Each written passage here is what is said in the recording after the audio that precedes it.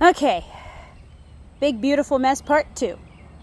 This is just one of the areas.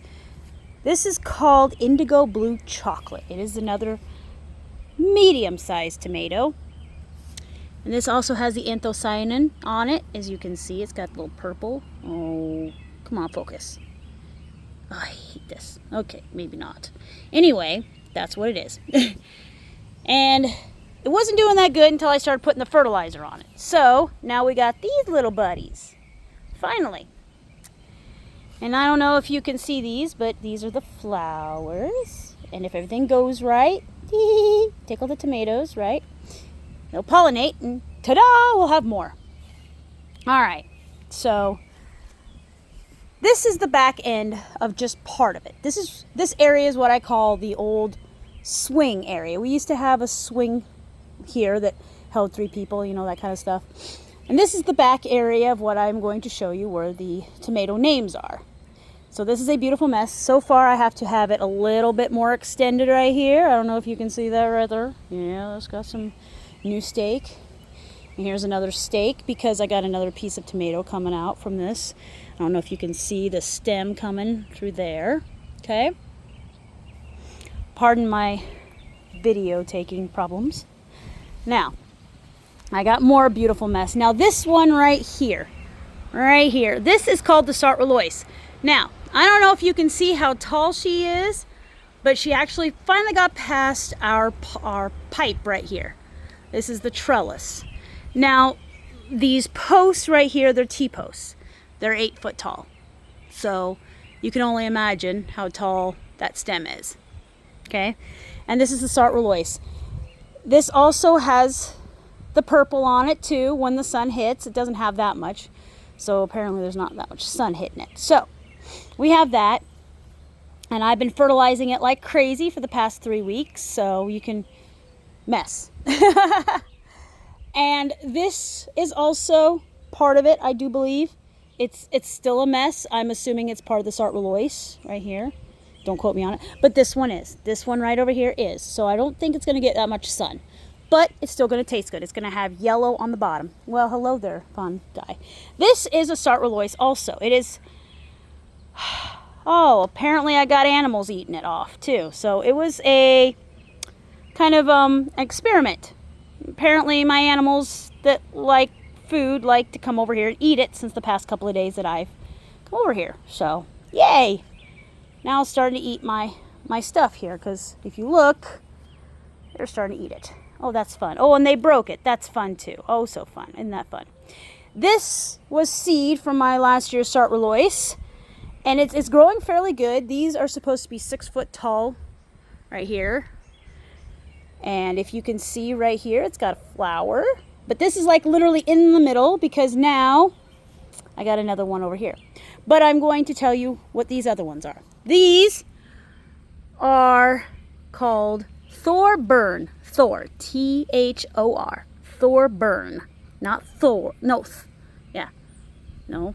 Not Thorn, but Thor. Yeah, Thor. Like the character. They're Thorburn terracottas.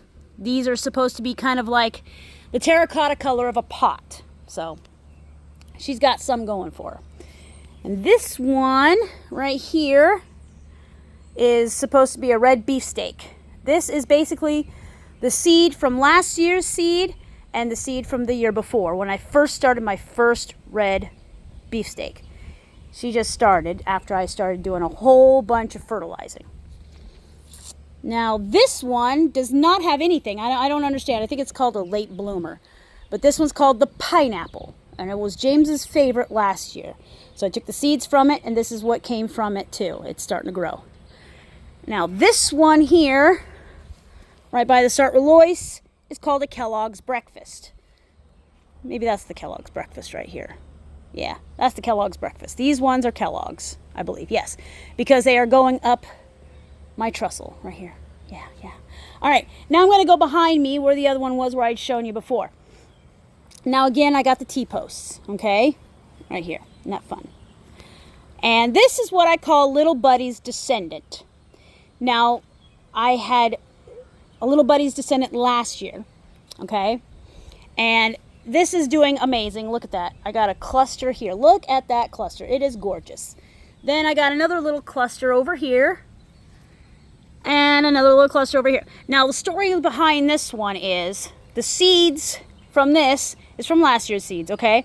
But the seeds from that one before was from a tomato that I had grown from the seeds of a tomato that I bought from the store. Now, I Googled and Googled and Googled about doing it from store-bought plants. And they all said, well, if you actually get the seeds from a store-bought tomato, you might get it to grow from a seedling. But that seedling won't grow anymore. And it won't grow to do the buds. And then it kept telling me, oh, it won't grow to do the flower. Oh, it won't grow to do, the fruiting. But I got it to do the fruiting. I got it to ripen. I took those seeds, planted it for last year, took those seeds, and ba-bam, here we are. Little buddy's descendant right there. Ba-boom. Now, this one is called Cherokee Purple. This is also a beefsteak variety. I don't know how well this is going to work. My thing does not like to focus very well. But he is pretty big. Look at this. Look at the size of this. That is huge. That is so big. He is gorgeous. Look at that. And also you can tell, I don't know if you can tell the difference between the leaves on here, but these leaves are a little different looking than these leaves. But he's doing better since I started fertilizing him because it only had these two on it. But look, we got another one right here. Oh, get out of the way. Got another one right there. Looks like we got another two growing right there. And we come over to this plant. This plant was also having a bad time. This one is called the white tomasol. Dude, really?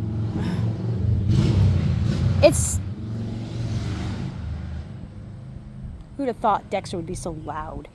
Anyway, this is supposed to be what is called a white tomasol. White meaning a white tomato. It's not going to be clear, completely white, but it's going to be like a cream, off-white kind of a thing. And after I started fertilizing it, I started getting more buds and flowers. And now look at this, I got a little baby tomato. So yeah, I got that one going for me. I basically started growing the white tomasol for Kirk because he says he loves tomatoes, but the problem is the acid from it hurts his mouth after he eats so many. So I thought I'd try doing the white tomasol for Kirk. So hopefully maybe he can like that and eat more than just one. So there's another tester. Then the next one we have is a Black Beauty. Now this Black Beauty has been doing okay. We also have the anthocyanin right here also where the sun hits it and it turns purple. I also have to take and make that go up there too. I got a whole bunch of work I got to do on here. But after I started fertilizing it, it's looking beautiful. It's looking gorgeous. The leaves are doing amazing with new growth. I've got more flowers. Everything's looking gorgeous. So then we also have this little guy over here that I had to post him too, which means I'm going to have a chance for more tomatoes. See, we got more little buds right there. Tickle, tickle. They're not open ready yet. And we got this one over here. It's called a True Black Brandywine. These are supposed to be really, really good. Now, you can see here, this is supposed to be a beefsteak, so it's not going to be ready anytime soon. Maybe give it another month. All right, and then we also got these right here. And those two, I don't know if you can see those two right here. But I also had so much growth, I also had to do it right here too. So this, in all ways, is where what I call my swing set area. It's probably always going to be called that now. But this is part of my beautiful mess. Most of these are all beefsteaks, which means really big, except for this one right here and little buddy's descendant way over there. So part 2 right here. So beautiful, such a mess. All right, I will do another part here shortly.